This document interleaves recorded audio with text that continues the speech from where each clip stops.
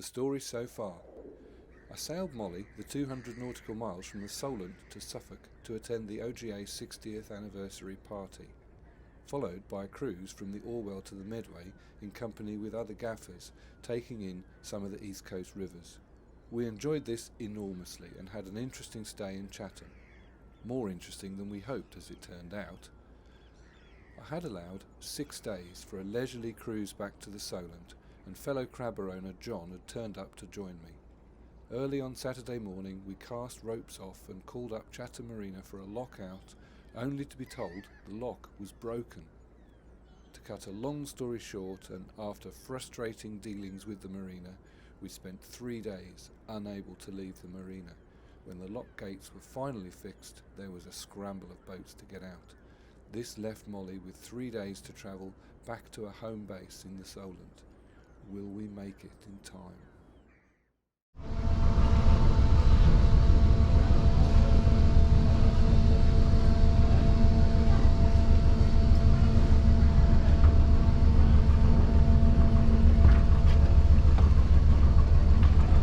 Hooray! We're getting out of Chatham at last.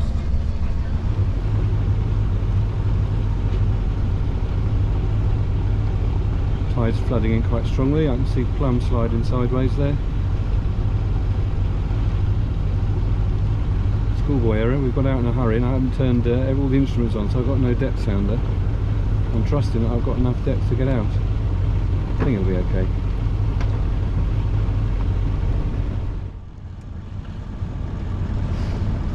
After 3 days inside Chatham Marina, we are now away. Ironically, of course, after hanging around for all this time, the marina got us out at virtually no notice, but we were very glad to jump. So we're now motoring down the Medway, getting ready for our passage to Ramsgate today. Fair winds, bright sun. Lovely. You're going to be second vessel in on the Transco, you're going to be stopped.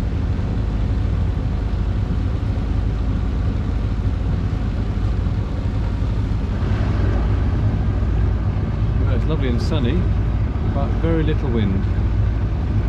So sails are flapping a bit.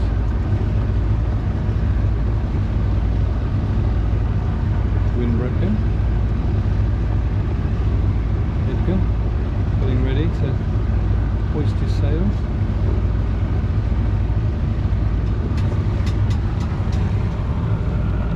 Ryan puffing back behind us.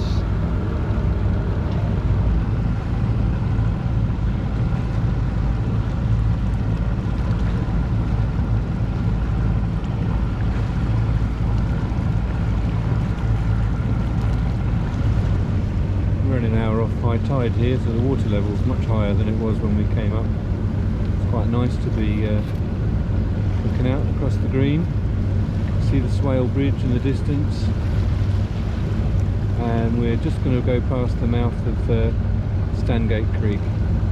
Maybe we'll come back one day and anchor down there, or perhaps go down the Swale. Something to come back for. We've reached Sheerness now, and the little fleet is going to exit the Medway. Puffin back and I are going towards Ramsgate. The others, I know not where. We've left the Swale, we're now in the Thames estuary. The tide is about to turn against us, so we're staying quite shallow, inshore. Not much wind. Still really mostly motoring, but it's such a beautiful day. So nobody really minds. Guest helm for this leg is John Frampton, who is currently enjoying the first proper puff of wind we've had. Northerly winds. So it's totally reversed. It's a northerly now, whereas it was pretty much a southerly before. But we're grateful for any kind of wind, really.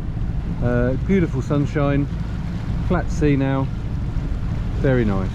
You see puffing back to stern, powering along nicely, making good time for Ramsgate. John's boat is called Nog in the Nog, after the iconic animated series, and of course that features cormorants, graculus. So we've sent 5 graculus on our way. So the wind's shifted round to the east, and now we're beating, but we're very happy to be sailing. Here's one of our companions who left Chatham at the same time as us, and we're just crossing tacks.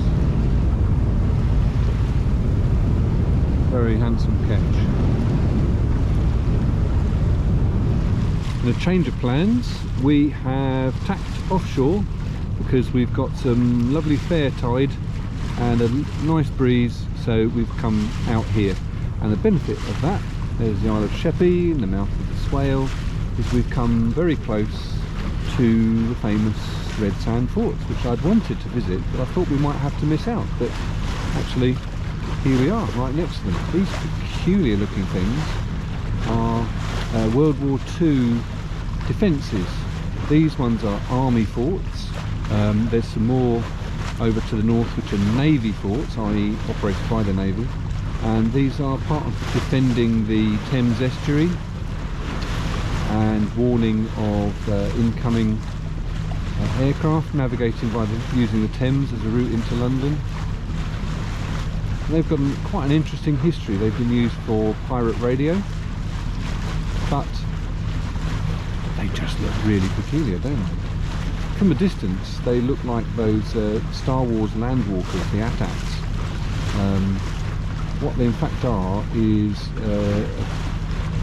built on stilts on top of a barge. The barges were towed out and then were scuttled, so the barges sit on the bottom. And these sets of forts, there's about 7 across the Thames estuary, are sitting on various different sandbanks, so they're in relatively shallow water.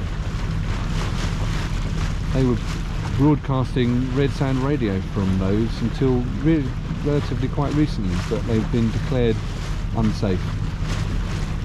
I'm told there used to be walkways between the separate towers, most of which have now fallen down, and they were in operation by the army until the 1950s. They're now abandoned. There's moves to preserve them, which I think would be quite worthy. There's another set of forts quite a long way to the north. Those were navy forts, those are the Shivering Sands forts.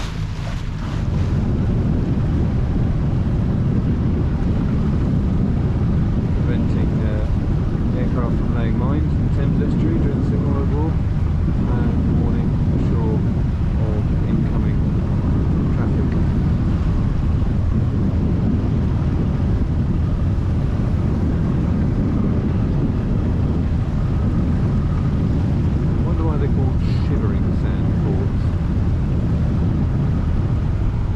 Passing down the eastern edge of the Kentish Flats wind farm.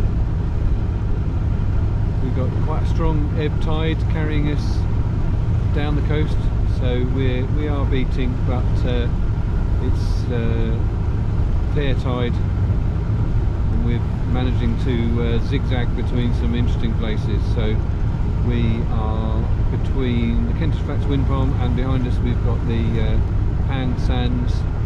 We've just visited the forts. We're going to be heading out down towards the coast and then tack off outside Margate Sands. We're not far from low tide now, so the water's gone away and we're running just along the northern edge of Margate Sands. It's quite a remarkable sight seeing these sandbanks close to.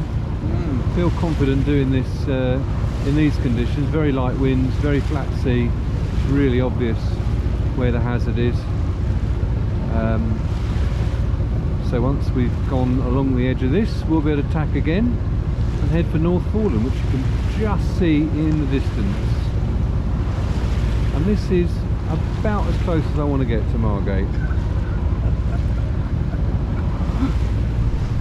Coming out of the lee of the land, where the wind has become quite a bit more brisk. Still motor sailing. The number of ships anchored here off Margate. Sands are behind us. We had a little incident there where the depth shelved up rather quickly and we had to bear away to make sure we didn't come to grief. But we're definitely approaching our turn down towards Ramsgate and into the channel. We've now reached North Foreland. There's the lighthouse. So we're leaving sea area Thames and now we've got to traverse the entire sea area North Foreland to Selsey Bill. Fairly choppy here because we've got wind over tide. Tide's running south at the moment and we're into a southwesterly breeze. Surprisingly steep actually. The boat's crashing a little bit, but we're making reasonable progress. I think though we're going to be going to motoring fairly soon.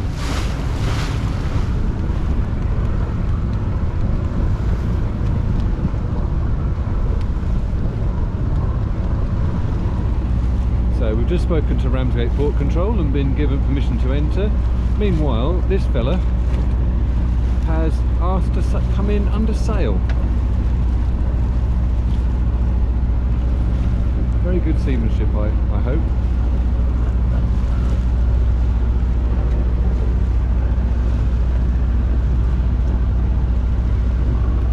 So this man It's has quite narrow. This is the main entrance. sailed in. Now he's turning into the fairway.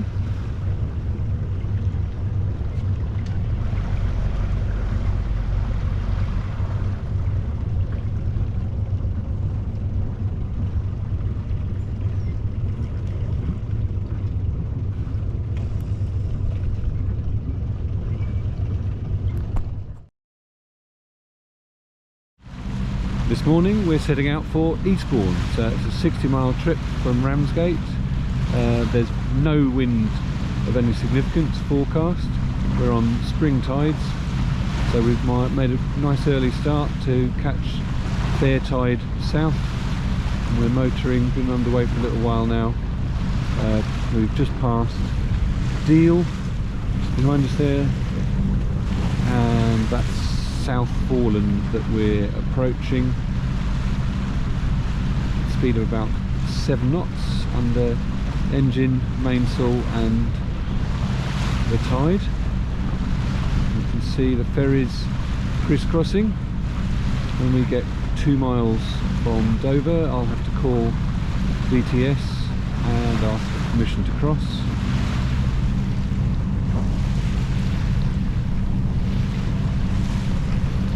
We're about 2 miles off Dover now, and it's really busy. The ferries are coming in at a incredibly fast speed. I've radioed Dover VTS, they've told me to keep a mile off.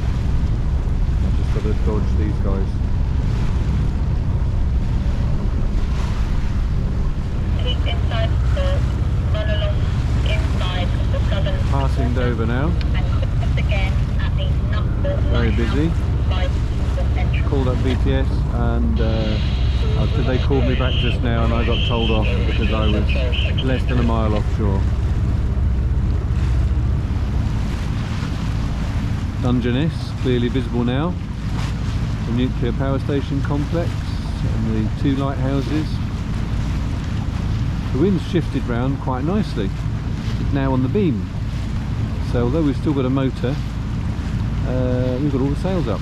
So that's quite nice.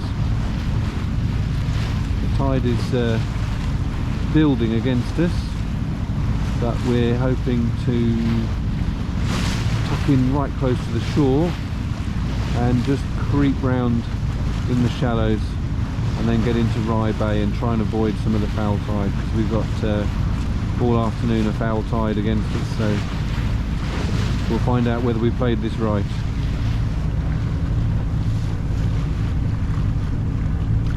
South Foreland and the cliffs of Dover dropping behind us. You just see Ramsgate.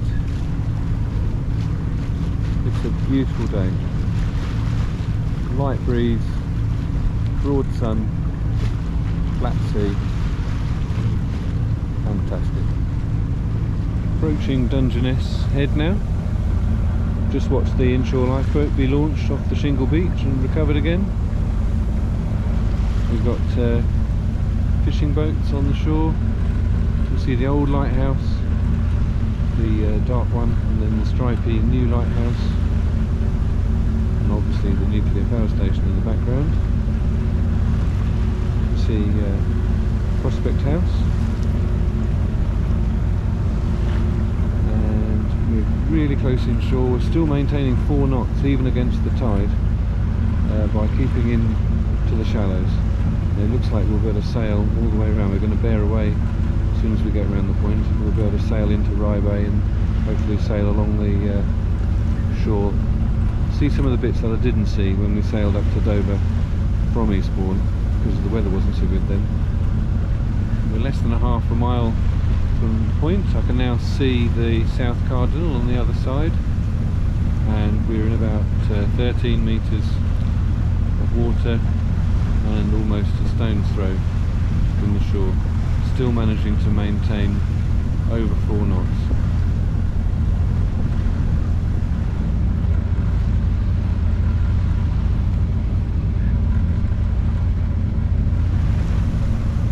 So Rye Bay is opening up in front of us now.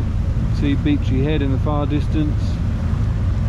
Going to go around this South Cardinal and then duck into the shallows.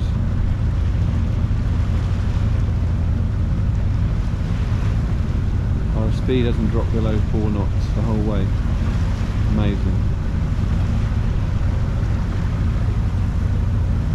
I can only assume that by being this close to the shore we're missing most of the tide, which is 1.5 knots against us out further into the channel.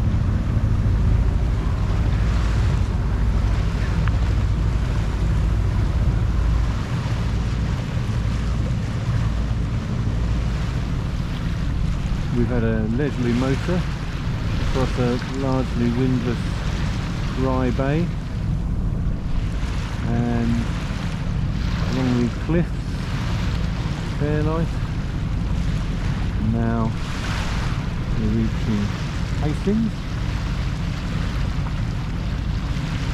Didn't really get a good view of this on the way out because the weather wasn't very good. It's a lovely sunny afternoon. Looks like quite a few people on the beach. You see the fishing boats pulled up in the old town. You see the town nestling between the East Hill and the West Hill. You see St Clement's Church on the top of the hill where I used to go to school.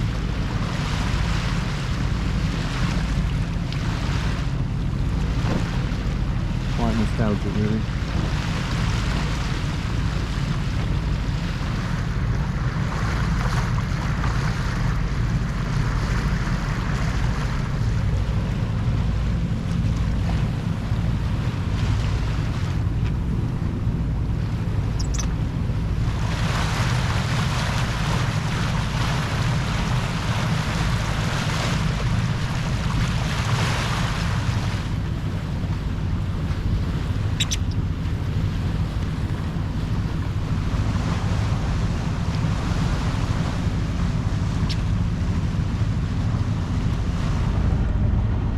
After a 60-mile passage, we're now entering Sovereign Harbour Eastbourne.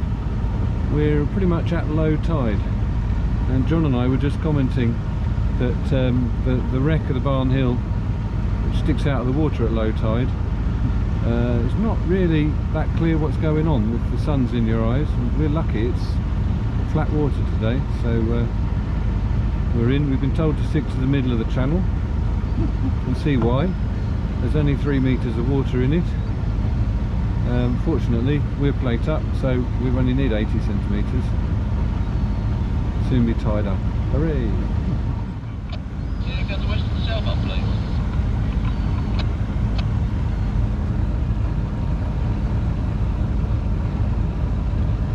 Oh, God.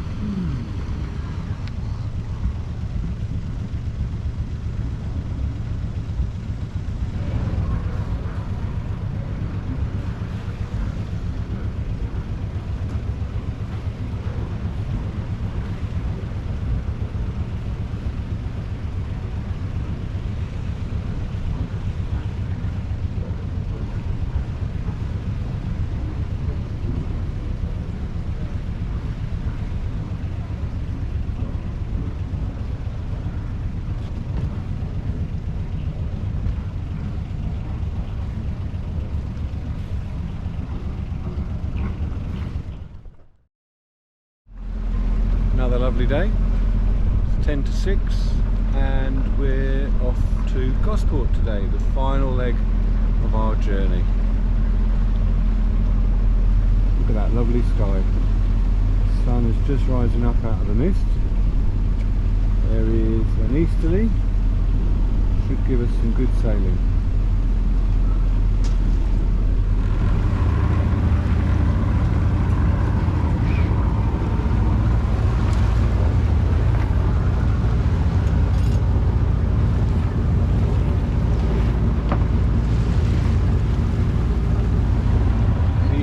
Looking very dramatic over there.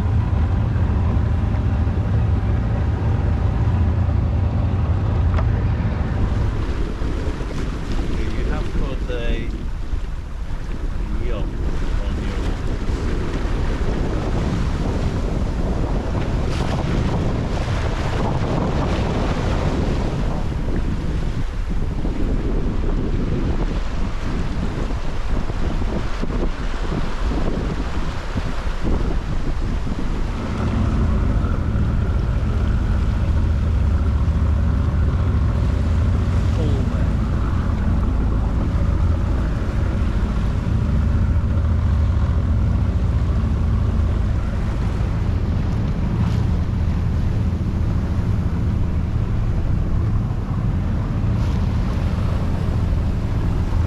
Passing Brighton now, making good progress. Dead downwind, got the engine on just to really keep the boat moving. Managing a steady 5 knots or so. Should make our appointment with the Loo Channel. Lovely day sailing.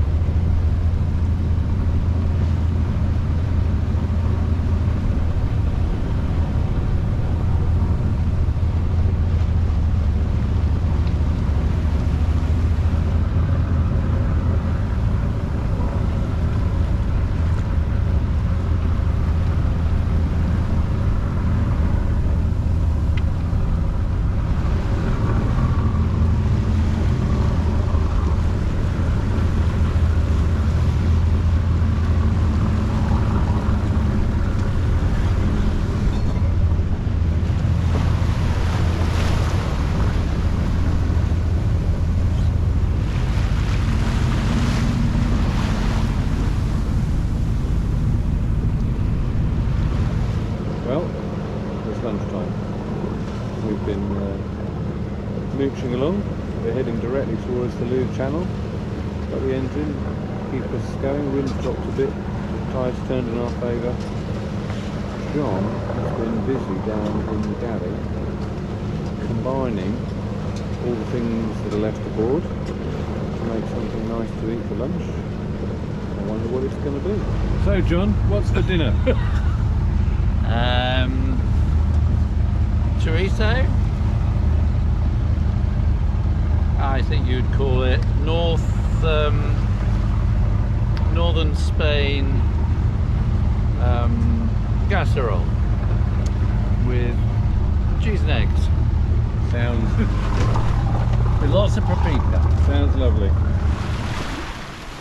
We're about 4 miles off the Loo Channel. The wind has dropped, but there's a strong tide carrying us, so we're doing over 6 knots. So we've given the engine a rest. We've reached a really momentous moment in this entire journey, in that through the binoculars I can see Spinnaker Tower. It's 16 miles away as the crow flies. It means we're almost home. So we've reached the Loo Channel and we're roaring through, 2¼ knots of tide, and zooming through with all the other yachts. 3 boats have come round the Loo Channel. They've all gone different directions. We are heading for the small boat channel, and the one on the right you can see over there is no doubt aiming to go round the no man's land fort, and the one on the left by the container ship. No doubt is heading down to somewhere like Cowes. Here we are at the submarine barrier, Dolphin and Pile, going through as we enter Portsmouth Harbour, and this marks pretty much exactly 60 miles sailed today.